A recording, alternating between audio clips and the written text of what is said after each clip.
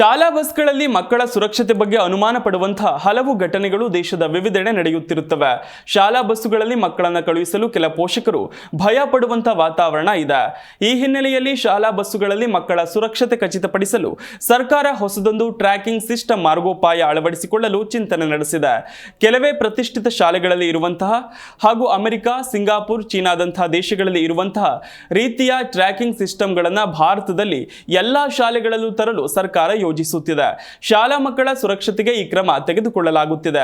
Radio frequency ID RFID ಆಧಾರಿತವಾದ tracking system ಅಳವಡಿಸುವುದರ ಬಗ್ಗೆ ಸರ್ಕಾರದ ಮಟ್ಟದಲ್ಲಿ ಚಿಂತನೆ ನಡೆದಿದೆ. ಈ ಬಗ್ಗೆ ವರದಿಯೊಂದು ಪ್ರಕಟವಾಗಿದ್ದು, ಈ ಯೋಜನೆ ಜಾರಿಗೆ ಬಂದರೆ ಮಕ್ಕಳ ಸುರಕ್ಷತೆಯನ್ನ ಪೋಷಕರು ಮತ್ತು ಶಾಲೆಗಳು ಖಚಿತಪಡಿಸಿಕೊಳ್ಳಬಹುದಾದ ವ್ಯವಸ್ಥೆ ಏರ್ಪಡಲಿದೆ. ವರದಿ ಪ್ರಕಾರ ಮಕ್ಕಳನ್ನ ರಿಯಲ್ ಟೈಮ್ನಲ್ಲಿ ಟ್ರ್ಯಾಕ್ ಮಾಡಲು ಸಾಧ್ಯವಾಗುವಂತಹ ಮಾದರಿ ವ್ಯವಸ್ಥೆಯನ್ನ bureau of Indian standards BIS ಅಭಿವೃದ್ಧಿಪಡಿಸುತ್ತಿದೆ. ವಿದೇಶಗಳಲ್ಲಿ RFID ಮತ್ತು GPS ತಂತ್ರಜ್ಞಾನಗಳನ್ನು ಬಳಸಿ ಶಾಲಾ ಬಸ್ಸುಗಳನ್ನು ಟ್ರ್ಯಾಕ್ ಮಾಡುವ ವ್ಯವಸ್ಥೆ ಇದೆ. ಈ ಮಾದರಿಯನ್ನು ಭಾರತದಲ್ಲಿ ತರುವ ಬಗ್ಗೆ ಅವಲೋಕಿಸಲಾಗುತ್ತಿದೆ. ಮಕ್ಕಳಿಗೂ RFID ಟ್ಯಾಗ್ಗಳನ್ನು ನೀಡಲಾಗುತ್ತೆ.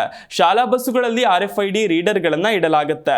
ಇದರ ಜೊತೆಗೆ GPS, GSM ಕಮ್ಯುನಿಕೇಶನ್ ಮಾಡ್ಯೂಲ್ ಮತ್ತು IP ಆಧಾರಿತ ಕ್ಯಾಮೆರಾಗಳನ್ನು ಕೂಡ ಬಸ್ಗಳಲ್ಲಿ ಅಳವಡಿಸಲಾಗಿರುತ್ತೆ. ಮಗು ಬಸ್ಸು ಹತ್ತಿದಾಗ RFID ಟ್ಯಾಗ್ ಮೂಲಕ ಟ್ರ್ಯಾಕ್ ಆಗತೊಡಗುತ್ತೆ. ಮಗು ಬಸ್ಸಿನಿಂದ ಕೆಳಗಿಳಿದಾಗಲೂ ಕೂಡ ಅದು ದಾಖಲಾಗುತ್ತೆ.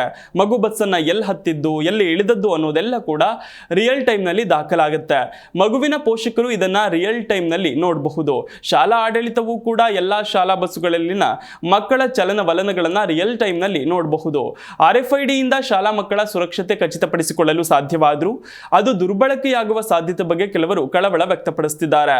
RFID ಟ್ರ್ಯಾಕಿಂಗ್ ಸಿಸ್ಟಮ್ ಆನ್ಲೈನ್ ನಲ್ಲಿ ಇರೋದ್ರಿಂದ ಮಕ್ಕಳಿರುವ ಸ್ಥಳ ಮತ್ತಿತರ ದತ್ತಾಂಶವು ತಪ್ಪಾದ ಜನರ ಕೈಗೆ ಸಿಕ್ಕಿಬಿಟ್ರೆ ದುರ್ಬಳಕೆಯಾಗಬಹುದು ಅಂತ ಸೈಬರ್ ಸೆಕ್ಯುರಿಟಿ ತಜ್ಞರು ಕಳವಳ ವ್ಯಕ್ತಪಡಿಸಿದ್ದಾರೆ. ತಂತ್ರಜ್ಞಾನ ದುರ್ಬಳಕೆಯಾಗದಂತೆ ಎಚ್ಚರ ವಹಿಸಿ ಅನುಷ್ಠಾನಕ್ಕೆ ತಂದ್ರೆ ಇದರ ಲಾಭ ಅಪಾರ.